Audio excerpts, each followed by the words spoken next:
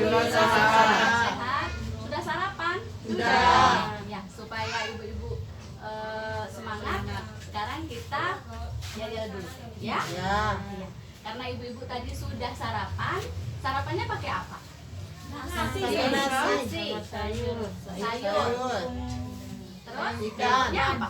Tempe sama tongkol. Iya. Jadi kita kemarin sudah belajar tentang makanan yang bergizi. Ya. Ibu-ibu tetap lanjutkan makanan yang bergizi di rumah ya. Tetap. Makanan yang bergizi itu mahal apa tidak? Tidak.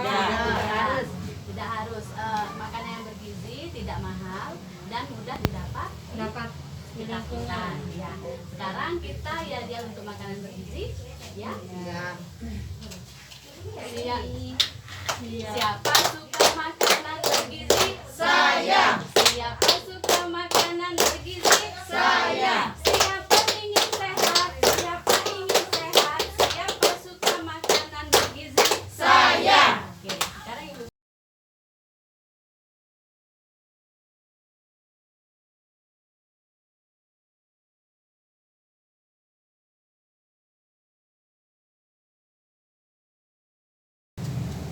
Ibu-ibu, setelah ibu-ibu bisa tahu cara untuk mencari informasi yang terpercaya, sekarang kita menyeleksi. Ada yang tahu menseleksi itu apa? Menseleksi itu memilah, memilih, ya. Jadi ibu-ibu sudah dapat informasi nih. Nah, sekarang bagaimana cara kita memilih? Ibu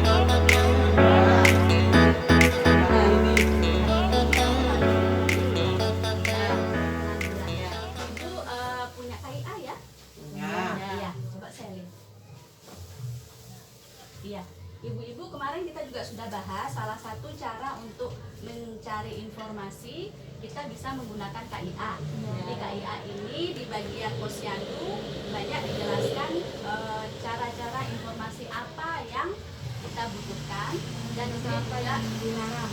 Ya, pinter nih ibu nih. Kita tepuk mantul dulu. Ya, tepuk mantul untuk Ibu Hasya. Tepuk mantul. Mantul. Ibu Hasya, mantap betul. Oke.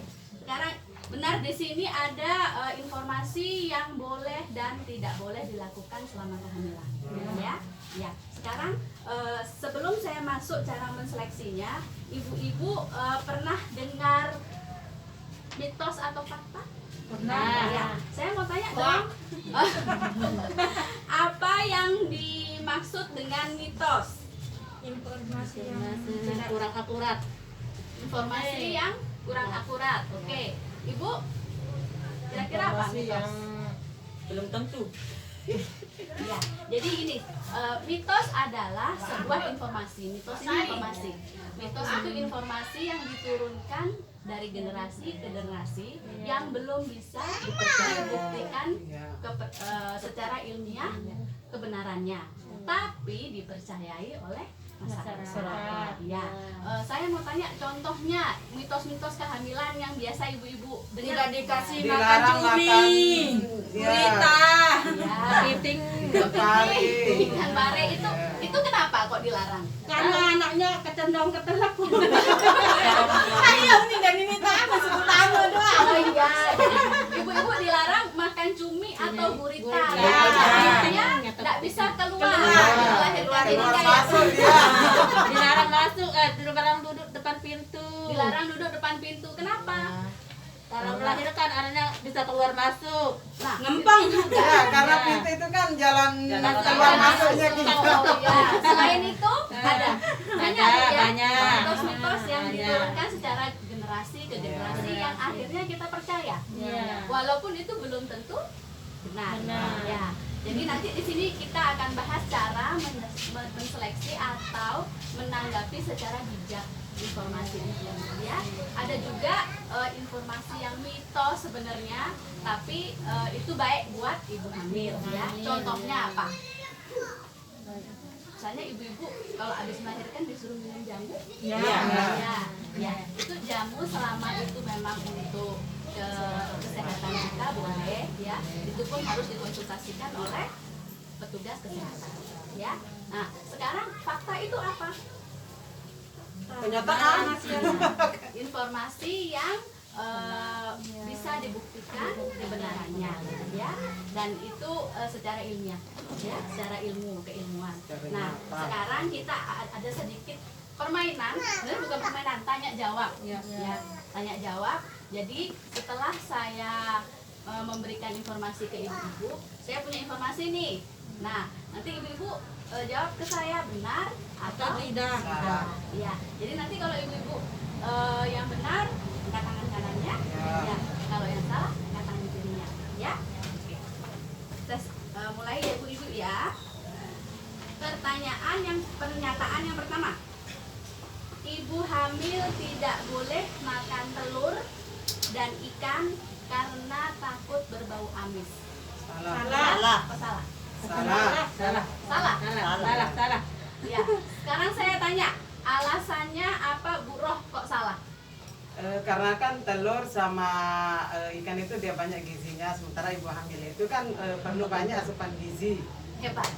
Kita sepakat ibu-ibu ya, telur dan ikan itu baik untuk pertumbuhan dan perkembangan janin dalam kandungan. Karena ibu-ibu hamil membutuhkan gizi lebih yang lebih dari ibu-ibu yang tidak tidak hamil. Walaupun kita tidak hamil, kita tetap makanan yang bergizi ya.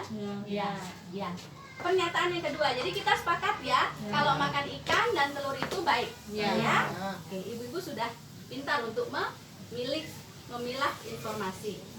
Yang kedua, ibu hamil boleh berhubungan intim. Boleh. Wih, Benar. ayo benar. Nah, sekarang nih, tidak angkat tangan saya tanya. Ibu, Enggak, bukan ada ya belum. Sekarang ibu kan hamil. Nah, saya tanya ibu boleh berhubungan intim enggak? Boleh. Boleh. Saya tanya. Sekadarnya. Jadi gini, untuk berhubungan intim sebenarnya boleh. Ya, tapi dosa Boleh berlebihan. dengan syarat.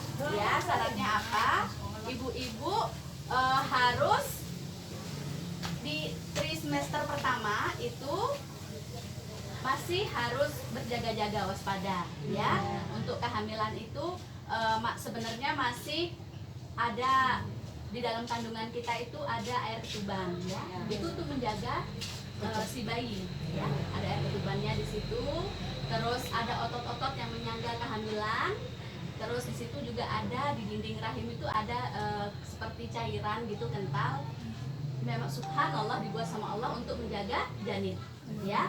Jadi kita menghindari trimester pertama dan trimester terakhir ya.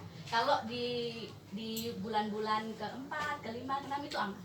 Ibu-ibu bisa berhubungan ya. 3 bulan. Iya, di bawah 3 bulan dan menjelang trimester 3 ya, ke-8 ke-9 ya.